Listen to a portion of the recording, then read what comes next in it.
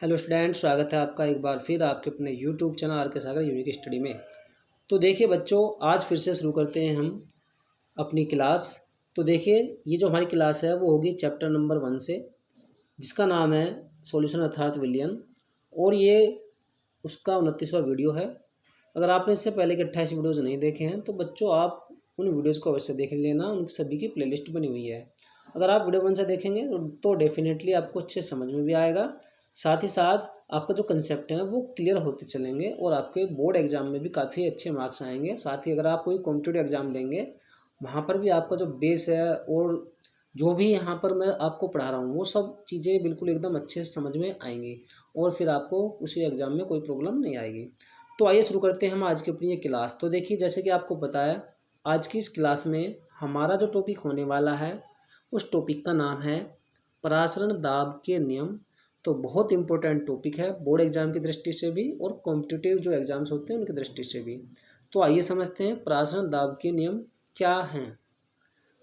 वान ड't half ने अपने प्रयोगों के आधार पर सन 1877 में यह निष्कर्ष निकाला कि किसी विलयन में उपस्थित विलेय कण गैस अणुओं की भांति व्यवहार करते हैं। तो यहाँ तक क्या कहा गया है? देखिए, एक वान ड't हॉफ नाम के वैज्ञानिक थे और उन्होंने क्या किया, एक प्रयोग किया और उस प्रयोग के आधार पर उन्होंने निष्कर्ष निकाला कि किसी विलयन में उपस्थित जो विलेय कण होते हैं वो गैस के अणुओं की भांति या गैस के अणुओं की तरह क्या करते हैं, व्यवहार करते हैं। साथ ही साथ उन्होंने यह भी ज्ञात किया कि सामान्य गैस नियमों को तनु विलयनों पर भी लागू किया जा सकता है। तो उन्होंने ये भी बताया कि जो सामान्य गैस नियम होते हैं उन्हें हम तनु विलयन पर भी लागू कर सकते हैं, अर्थात लगा सकते हैं। अब ये तनु विलयन क्या होता है, इससे पहले मैंने जो पहली ही या दूसरी क्लास होगी उसमें तनु विलयन के बारे में डिटेल में बताया हुआ है, विलयन के जो प्रकार होते हैं। तो अगर आपने वो क्लासेस नहीं देखी उनको अवश्य देख लेना, इसलिए मैं कह रहा हूँ आपको, आप जो शुरू से अवश्य देख लेना। फिर भी मैं यहाँ पर आपको बता रहा हूँ। देखिए, जो तनु विलयन होता है, हम ऐसे विलयन को कहते हैं जिस विलयन में जो विलेय हो वो बहुत ही कम मात्रा में घुला होता है, उसे हम तनु विलयन कहते हैं। अर्थात तनु का मतलब होता है पतला, और पतला कब होगा, जब उसके अंदर विलयन के अंदर विलेय कम मात्रा में घुला होगा, डिजोल्व होगा कम मात्रा में। तो आगे देखते हैं। तो उन्होंने क्या बताया कि उन्होंने ये बताया कि जब क्या करते हैं, जो हमारे तनु विलयन हैं, तनु विलयन उन पर क्या करते हैं, गैस के नियम को लगाते हैं। ठीक, तो उसी को हम क्या कहते हैं, परासरण दाब के नियम कहते हैं। पहले यहाँ तक स्क्रीनशॉट लीजिए, अब आगे देखते हैं फिर।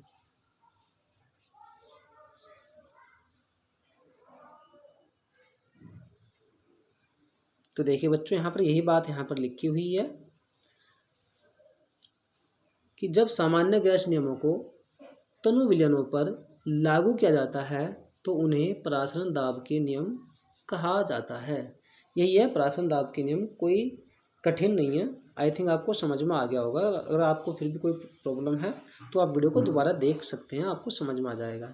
ओके, ये नियम निम्न प्रकार हैं। तो जो परासरण दाब के नियम है वो कौन कौन से नियम है, आइए समझते हैं। एक बार यहाँ तक फिर से स्क्रीनशॉट लीजिए या फिर पॉज करके आप लिख सकते हैं। तो देखिए बच्चों, इसमें जो पहला नियम है वो है बायल वान ड't हॉफ नियम। इन्होंने क्या किया, जो बायल वैज्ञानिक थे उसी में ही अपना नियम भी जोड़ दिया और उस नियम को हम जानते हैं बायल वान ड't हॉफ नियम के अनुसार, नियम के नाम से। आपने 11वीं क्लास में बायल का जो नियम था वो पढ़ा होगा। तो आइए समझते हैं बायल वान ड't हॉफ नियम क्या है। तो देखिए, इस नियम के अनुसार स्थिर ताप पर, अर्थात जो ताप है वो कैसा होना चाहिए, स्थिर कांस्टेंट होना चाहिए। ना तो आपको जितना भी ताप है आपको उतना ही रखना है, ना तो घटाना है और ना ही बढ़ाना है, उसे कहते हैं स्थिर ताप। किसी विलयन का परासरण दाब अर्थात P, उसकी सांद्रता, उसकी का मतलब यहाँ पर विलयन की सांद्रता के समानुपाती होता है। तो बायल वान ड't हॉफ नियम क्या कहता है, ये कहता है कि स्थिर ताप पर किसी विलयन का जो परासरण दाब है वो उसकी सांद्रता के क्या होता है, समानुपाती होता है। अर्थात अगर परासरण दाब को हम P द्वारा प्रदर्शित करें तो वो किसके समानुपाती होगा। तो आप यहाँ पर देख रहे हैं, वो समानुपाती होगा सी के। सी का मतलब यहाँ पर है सांद्रता, और यही नियम है बायल वांट हाफ नियम। बहुत इजी है। तो आप जानते हैं समानुपाती का मतलब क्या होता था। वो समानुपाती का मतलब होता है एक बढ़ता है तो दूसरा भी बढ़ता है, अर्थात अगर प्राशन दाब बढ़ेगा तो उसकी सांद्रता भी बढ़ेगी, या ये कहिए अगर सांद्रता बढ़ेगी तो उसका प्राशन दाब भी बढ़ेगा। और ये कौन सा चिन्ह है यहाँ पर आप देख रहे हैं, ये है समानुपाती का चिन्ह। क्लियर। तो देखो मैंने यहाँ पर लिखा भी है, जहाँ पी प्राशन दाब व सी सांद्रता है। तो ये है बायल वांट हाफ का नियम। बहुत ईजी है, जल्दी से स्क्रीनशॉट लीजिए। तो समझ में आ गया, स्थिताप पर किसी विलयन का जो प्राशन दाब है उसकी सांद्रता के क्या होगा, समानुपाती होगा। अर्थात जितना प्राशन दाब अधिक होगा या प्राशन दाब हम बढ़ाएंगे उसका, तो उसकी सांद्रता भी क्या होगी, बढ़ेगी। या ये कहिए अगर हम सांद्रता बढ़ाएंगे तो उसका प्राशन दाब भी क्या होगा, बढ़ेगा। समानुपाती का मतलब ये होता है। आइए देखते हैं आगे दूसरा नियम, जो कि प्राशन दाब के नियम से ही संबंधित है। एक मिनट रुकिए। तो देखिए बच्चों, जो दूसरा नियम है हमारा वो है चार्ल्स वांट हाफ नियम। तो ये जो नियम है, आपने चार्ल्स का नियम पढ़ा होगा 11th क्लास में, उसी में ही वांट हाफ ने इस नियम को जोड़ करके बनाया है चार्ल्स वांट हाफ नियम। तो आइए समझते हैं क्या है ये नियम, क्या कहता है। तो देखिए इस नियम के अनुसार यदि किसी तनु विलयन का सांद्रण स्थिर रखा जाए, सांद्रण यानी सांद्रता, क्या कहा उन्होंने कि अगर कोई तनु विलयन है उसका जो सांद्रण या सांद्रता है उसे हम क्या कर दें, स्थिर रखें, यानी कि हमें सांद्रता ना बढ़ानी है ना ही घटानी है, रखा जाए, तो उसका प्रासरण दाब परम ताप के समानुपाती होगा। क्या बताया उन्होंने चार्ल्स वांट हाफ नियम ने, कि यदि कोई विलयन है और उसकी जो सांद्रता या सांद्रता से हम स्थिर कर दें तो उसका जो प्रासरण दाब है वो परम ताप के समानुपाती होता है। अर्थात P समानुपाती, और यहाँ पर क्या जाएगा T, जहाँ पर P क्या है, जहाँ पर आप देख रहे हैं जो P है, एक मिनट,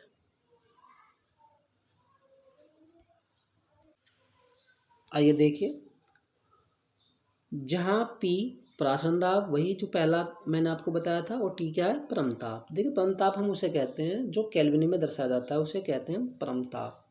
तो ये था चार्ल्स वांट हाफ का नियम, बिल्कुल सिंपल है। ओके, तो समझ में आ गया होगा कि कोई तनु विलयन है और अगर हम उसकी सांद्रता को स्थिर कर दें तो सांद्रता तो स्थिर हो गई, तो उसका जो प्रासरण दाब होगा वो परमताप के समानुपाती होगा। अर्थात P समानुपाती किसके होता है, T के। तो इससे आपको समझ में आ गया होगा कि जितना हम प्रासरण दाब बढ़ाएंगे तो उसका जो परमताप है वो भी बढ़ेगा, या ये कि अगर हम उसका परमताप बढ़ाते हैं तो उसकी जो हमारा प्रासरण दाब है वो भी बढ़ता है। ओके, तो ये थे हमारे प्रासरण दाब के नियम। अब जो नेक्स्ट क्लास होगी मैं आपको इन दोनों नियमों को एक साथ संयुक्त करके अर्थात जोड़ करके जो सामान्य गैस विलयन समीकरण है वो आपको नेक्स्ट क्लास में पढ़ाऊंगा, समझाऊंगा, और वहाँ से न्यूमेरिकल आने की संभावना होती है। तो अगली क्लास काफ़ी अमेजिंग या इम्पोर्टेंट होने वाली है, तो बने रहिए हमारे यूट्यूब चैनल के साथ, यूनिक स्टडी के साथ। तो मैं मिलता हूँ आपको नेक्स्ट वीडियो में। और हाँ, अगर आपको हमारी क्लास बच्चों अच्छी लगे तो वीडियो को लाइक, कमेंट और शेयर अवश्य करें। ठीक है, चलिए मिलते हैं नेक्स्ट वीडियो में।